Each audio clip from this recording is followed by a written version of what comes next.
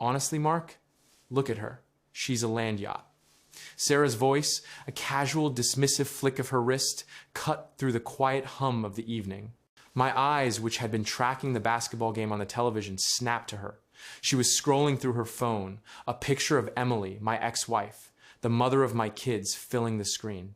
Emily caught mid-stride, perhaps leaving the school after dropping off the kids.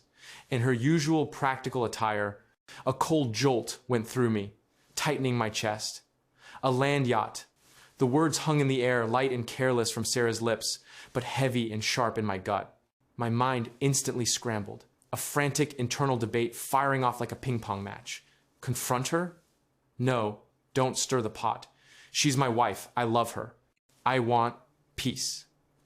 But then that's just cruel, Mark. Emily doesn't deserve that kind of casual disrespect. And your kids? What kind of example is that? A wave of protectiveness, primal and strong, washed over me for Emily, not as a former lover, but as the steady, reliable co-parent, the mother of my children. It was a matter of integrity, of upholding a basic level of dignity for someone intrinsically linked to my life. To allow it to pass would be to silently endorse it. The knot formed right behind my sternum, a familiar sign that my peacemaker instincts were warring with my principled core. Sarah, utterly oblivious to the mini earthquake she just set off inside me, chuckled softly, her thumb already swiping to the next image. Seriously, it's like she's trying to challenge gravity. Remember that dress she wore to Liam's graduation? I swear it looked like it was painted on. She didn't even look up, lost in her own digital world. Her comments, a thoughtless stream of consciousness. It was as if she hadn't said anything significant at all, just commenting on the weather. That casual indifference, that lack of awareness, often stung more than outright malice. It was a part of her I struggled to reconcile with the woman I loved. My breath caught. I swallowed, the words feeling thick in my throat. I couldn't let it pass. Not this time. My loyalty to Sarah was real, unwavering. But so was my loyalty to my kids and, by extension, to their mother's dignity. To allow this to continue felt like a betrayal of my own values. Sarah, I started, my voice lower than I intended. A little rough with the effort of pushing past my own discomfort. She finally paused her scrolling, lifting her head, her brown eyes meeting mine, a flicker of mild annoyance there already. What's up? Did the game get boring? Her attention was already drifting, her tone hinting that whatever I was about to say had better be quick and interesting. You know, I continued, trying to keep my tone, even carefully choosing my words. I don't really like it when you talk about Emily like that. Or, well, about anyone like that, really. I shifted in my seat, trying to soften the blow. She's the mother of my children, and, well, it's just not right to speak about her body in such a derogatory way. It's disrespectful. I articulated it, hoping the simple truth would resonate. It was a gentle push, the first stone, hoping it would be enough to make her pause and consider. My words, meant to be a gentle boundary, seemed to hit Sarah like a physical blow. Her eyes narrowed, the mild annoyance from moments ago twisting into something sharp, defensive. Not right? What's not right, Mark? That I notice things? That I'm not blind like some people? Her voice, which had been light and teasing only seconds before, now had an edge, a brittle quality I knew well. It was the sound of a wall going up, fast and hard. No, Sarah, that's not what I mean. I just think, you think? She cut me off, pushing herself up from the sofa, her phone forgotten on the cushion. She paced a small circle in front of me, her movements tight, agitated. You think I'm being disrespectful? Is that it? Because I'm not saying she's some goddess? Is that what you want me to do, Mark? Bow down to the great Emily and her stature? The last word was spat out, loaded with venom. A clear jab at Emily's weight, reinforcing the very thing I'd tried to address. My stomach clenched. This wasn't going the way I'd hoped. No, Sarah, I just want... You still love her, don't you? The accusation hit me like a cold wave, completely derailing my attempt to explain. She stopped, planting her feet, her gaze drilling into mine, raw and exposed. That's why you're defending her, isn't it? Because you still have feelings for your ex-wife. The air crackled. The sudden shift, the leap from a simple request for respect to a full-blown attack on my loyalty, was disorienting. It was her go-to, the ultimate weapon she wielded whenever she felt threatened, whenever her insecurities flared. And they were flaring now, bright and hot. Sarah, that's unfair. You know that's not true. I married you. I stood up, wanting to close the distance, to reassure her, but something in her stance, in her rigid posture, warned me against it. Is it unfair, Mark? She laughed, a short, humorless sound. Because it sure sounds like you're jumping to her defense. Anytime her name comes up, you get all protective. Like she's some delicate flower you need to guard. She took a step closer, her voice dropping, laced with a familiar, suffocating possessiveness. What is it, Mark? Do you miss her? Do you miss being with someone like that? I felt a surge of frustration, mixed with a deeper, more chilling realization. This wasn't about Emily. Not really. It was about Sarah. Always about Sarah and her bottomless well of insecurity. Sarah, there's a huge difference between romantic love and respect for a co-parent. Emily is the mother of my children. We have to maintain a civil, respectful relationship for their sake. It has nothing to do with how I feel about you. I tried to inject logic, to bring reason into the swirling emotional storm. My commitment is to you. My love is for you. But I also have a responsibility to my kids, and that includes ensuring their mother is treated with dignity. It's about basic human decency, not some lingering affection. She shook her head, dismissing my words before they even had a chance to land. That's just an excuse, Mark. Basic human decency. Convenient, isn't it? Because basic human decency means you can still secretly pine for her, but I can't say anything because I'm the bad guy for pointing out the obvious. Her voice was rising again, sharp and unwavering.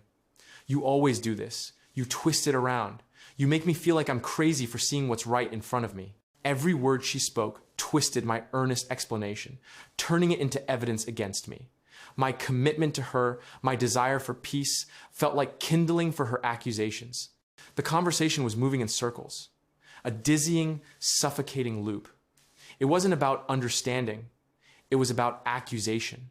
It was about control. Sarah, I'm not twisting anything, I said, my own voice growing strained. I'm telling you straight up that I love you, and I'm asking you, as my wife, to show respect for the mother of my children. That's it. It's not complicated. It is complicated, Mark. It's complicated because you bring her up all the time. You defend her. You make her sound like she's still some important part of our lives. She threw her hands up in exasperation. She's not. She's your ex. She's in the past. Why can't you just let her go? Let her go? She was the mother of my 2 kids. How could I possibly let her go? The depth of her insecurity, her desperate need to erase any trace of my past, was laid bare, a gaping chasm between us. It wasn't about Emily's weight. It was about Emily's existence. And in that moment, I saw with stark clarity the toxicity I was trying to navigate, and the growing, suffocating realization that this wasn't just a minor disagreement. This was a fundamental issue, a darkness in Sarah that demanded absolute, unwavering control over my affections, even if it meant tearing down everyone else.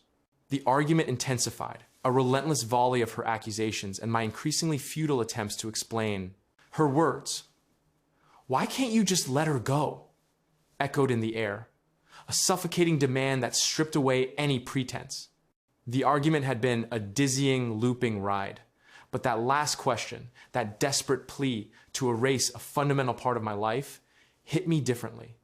It wasn't just about Emily's weight anymore. It was about Emily's very existence, and by extension, the existence of my children's mother. I stood there, the frustration that had been bubbling now, replaced by something colder, heavier, a profound sense of clarity. My love for Sarah was real, deep even, but it was being poisoned. This wasn't just a disagreement about boundaries. It was a fundamental clash of values, a demand that I compromise my own integrity for her insecurity. My mind flashed to Leo, my son, explaining his latest Lego creation with absolute earnestness. Then to Lily, my daughter, Her face lit up as she showed me a drawing she'd made for Emily. They loved their mom. They respected her. And I was their father. My job was to teach them respect, to model it. How could I, in good conscience, let Sarah continually demean their mother, even if it was behind closed doors? What would that make me? A coward? A hypocrite? I thought of Emily too. Not the ex-wife I'd once loved romantically, but the woman who had shared a decade of her life with me, who had given me my children, and who, despite our differences, remained a steadfast, mature co-parent. She never spoke ill of Sarah, never tried to undermine me. She was a constant, a rock, to allow Sarah's toxic comments to fester, to become a quiet norm in our home. Felt like a betrayal of Emily's dignity, yes, but more importantly, a betrayal of my own principles. It would be telling my children, implicitly, that it was okay to talk about people like that, to let insecurity warp your kindness. It wasn't just about peace. It was about principle. It was about the kind of man I wanted to be, the kind of father. The line, which I had tried so hard to blur for Sarah's comfort, suddenly snapped into sharp focus. I took a deep breath. The decision solidifying in my gut, hardening into resolve. My voice, when it came, was quiet, but it carried a weight that surprised even me. Sarah, listen to me, and listen carefully, because I'm not going to say this again. She flinched, her accusatory stance faltering slightly, replaced by a flicker of uncertainty. What are you talking about, Mark? Don't try to twist this again. No twisting, I said, meeting her eyes, holding her gaze. This is straight. My children's mother is off limits. You will not make derogatory comments about her appearance, or about her character. Not to me, not to anyone, and certainly not in front of the kids. My voice didn't rise, but it was firm, each word a stone settling into place. This isn't about whether I still love Emily. It's about respect. It's about decency. It's about the kind of home I want to live in and the kind of example I set for my kids. Her jaw dropped, her eyes widening in disbelief. She probably expected me to back down, to try and soothe her. Not this. Mark, you can't be serious, she whispered, her voice cracking, a mix of anger and shock warring on her face.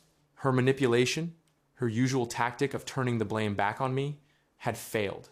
The air thickened with her unspent fury, her sudden vulnerability. Are you really choosing her over me? Over us? I'm choosing my integrity, Sarah, I corrected, my voice unwavering. I'm choosing to stand for what's right. And if you cannot show basic respect for Emily as the mother of my children, then this marriage, our marriage, isn't going to work. Full stop. I paused, letting the silence stretch, letting the words hang between us, heavy and final. This is not a request. This is a condition. It's a line in the sand. You cross it again, and there will be serious consequences. For us, the color drained from her face, her chest heaved, a raw, wounded sound escaping her lips. She stared at me, her eyes glistening with unshed tears, but beneath the hurt, I saw a flash of pure, unadulterated rage. She said nothing, only turned sharply on her heel, snatching her phone from the couch. She walked out of the living room, her footsteps heavy, decisive, and the slam of the bedroom door echoed through the house like a gunshot. I stood there, alone in the sudden, echoing silence. The knot in my stomach was still there, but it felt different now. Not of dread, but of consequence. I had drawn the line. It felt like tearing something, a painful ripping, but also like a profound relief. The path ahead for Sarah and me was now shrouded in uncertainty, clouded by the weight of my ultimatum. But for me, for my children, for my own sense of self, the way forward had never been clearer.